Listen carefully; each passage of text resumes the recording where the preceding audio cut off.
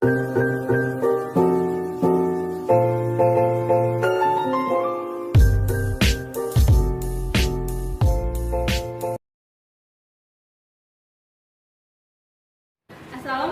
warahmatullahi wabarakatuh.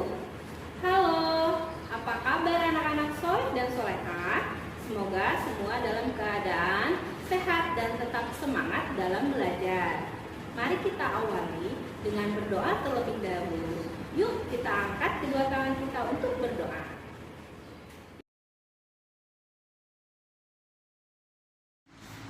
Bismillahirrahmanirrahim. Rabbil zidni ilma warzuqni fahma waj'alni minas sholihin. Kali ini kita akan belajar materi pelajaran 2, yaitu tentang kitab-kitab Allah dan Quran surat An-Nisa ayat 136. Mari kita mulai pembelajaran hari ini. Anak-anak hebat, sebagai umat muslim tentunya kita harus beriman kepada kitab-kitab Allah, karena hal tersebut termasuk ke dalam rukun iman yang ketiga. Iman kepada kitab Allah artinya meyakini sepenuh hati bahwa Allah Subhanahu wa Ta'ala telah menurunkan kitab kepada nabi atau rasul yang berisi wahyu untuk disampaikan kepada seluruh umat manusia, yang tujuannya adalah untuk kebahagiaan umat manusia di dunia dan akhirat.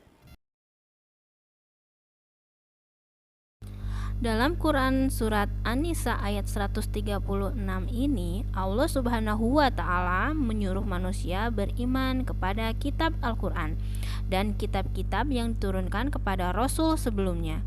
Jika tidak beriman kepada kitab-kitab itu, maka orang tersebut tergolong orang yang sesat. Di dalam Al-Quran surat An-Nisa ayat 136, Allah Subhanahu wa Ta'ala berfirman, A'udzu billahi minasyaitonir rajim. Bismillahirrahmanirrahim. Ya ayyuhalladzina amanu aminu billahi wa rasulihi wal kitabil ladzi nazzala ala rasulihi wal kitabil ladzi anzala min qabl wa man yakfur billahi wa malaikatihi wa kutubihi wa rusulihi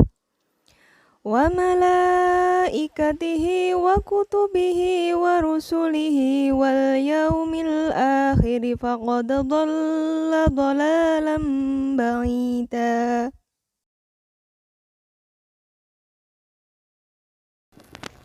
lalu bagaimana cara kita beriman kepada kitab-kitab Allah Subhanahu wa Ta'ala? Caranya yaitu dengan meyakini bahwa Allah Subhanahu wa Ta'ala telah menurunkan kitab-kitabnya kepada para rasulnya melalui malaikat Jibril. Kitab tersebut harus dijadikan pedoman hidup untuk menuntun dan mengatur cara kita bersikap dan berperilaku, guna mencapai keselamatan dan kebahagiaan di dunia dan akhirat.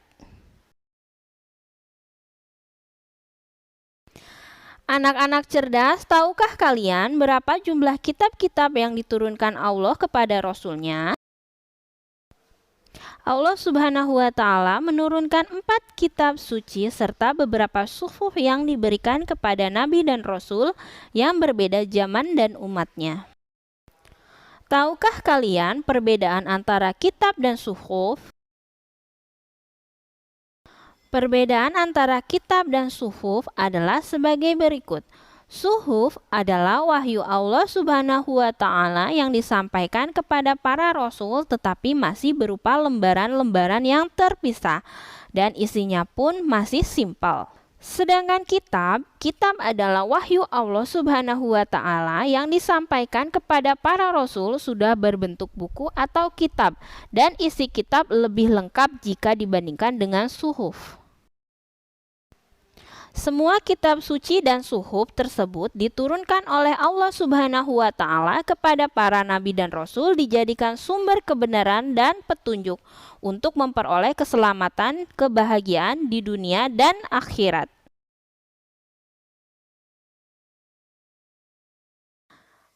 Ada 4 kitab suci yang Allah turunkan, yaitu 1. Kitab Taurat. Salah satu kitab suci yang diwahyukan oleh Allah Subhanahu wa Ta'ala kepada Nabi Musa alaihi salam untuk menjadi petunjuk dan bimbingan baginya dan bagi Bani Israel umatnya. Kitab Taurat ini diturunkan kurang lebih pada abad 12 sebelum Masehi di daerah Israel dan Mesir, tepatnya di atas Bukit Tur Sina atau Gunung Sinai. Kitab Taurat ini menggunakan bahasa Ibrani. Yang kedua yaitu Kitab Zabur. Kitab Zabur diturunkan kepada Nabi Daud alaihi salam ketika beliau menduduki tahta sebagai Raja Bani Israel pada abad 10 sebelum Masehi di tanah Kanaan. Kitab Injil diturunkan kepada Nabi Isa alaihi salam pada abad 1 Masehi di daerah Yerusalem. Dalam bahasa Yunani, Injil berarti kabar gembira.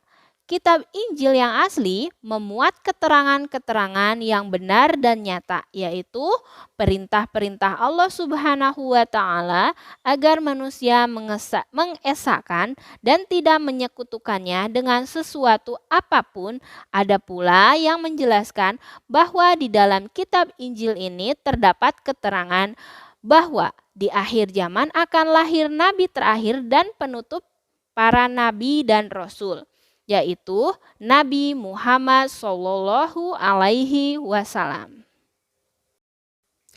Yang keempat adalah kitab Al-Quran. Kitab Al-Quran mulai diturunkan kepada Nabi Muhammad Shallallahu Alaihi Wasallam pada abad ke-6 Masehi di kota Mekah. Peristiwa turunnya ayat Al-Quran atau dikenal dengan Nuzulul Quran terjadi pertama kali ketika Nabi Muhammad Shallallahu Alaihi Wasallam sedang menyendiri di Gua Hiro Mekah. Turunnya Al-Quran menandai awal diangkatnya Nabi Muhammad Shallallahu Alaihi Wasallam sebagai Rasulullah atau utusan Allah pada saat usia beliau genap 40 tahun. Al-Quran terdiri dari 114 surat terbagi dalam 30 juz dan 6.666 ayat. Al-Quran diwahyukan secara berangsur-angsur selama 22 tahun, 2 bulan, dan 22 hari.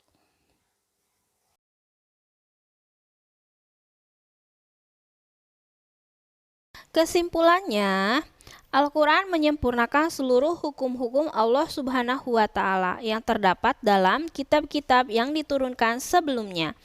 Ia diturunkan untuk seluruh umat manusia sebagai rahmat bagi alam semesta atau disebut juga dengan rahmatan lil alamin. Anak-anak hebat, perlu kalian ketahui bahwa Al-Quran memiliki beberapa keistimewaan dibandingkan dengan kitab-kitab lainnya. Adapun keistimewaan kitab suci Al-Quran antara lain sebagai berikut. Pertama, Al-Quran sebagai petunjuk dan rahmat bagi orang-orang yang beriman dan bertakwa. Kedua, Al-Quran juga sebagai informasi kepada setiap umat bahwa Nabi dan Rasul terdahulu mempunyai syariat atau aturan dan caranya masing-masing dalam menyembah Allah Subhanahu wa Ta'ala. Dan yang ketiga, Al-Quran juga sebagai kitab suci terakhir dan terjamin kemurniannya atau keasliannya. Kemudian Al-Quran tidak dapat tertandingi oleh ide-ide manusia yang ingin menyimpangkannya. Dan yang terakhir, membaca dan mempelajari isi Al-Quran merupakan ibadah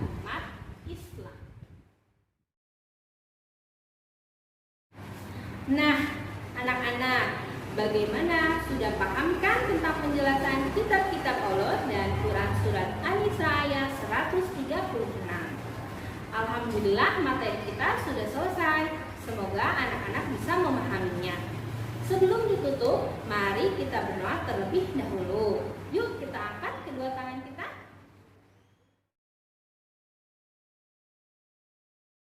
Subhanakallahumma wa bihamdika asyhadu an la ilaha illa anta astaghfiruka wa atubu ilaik.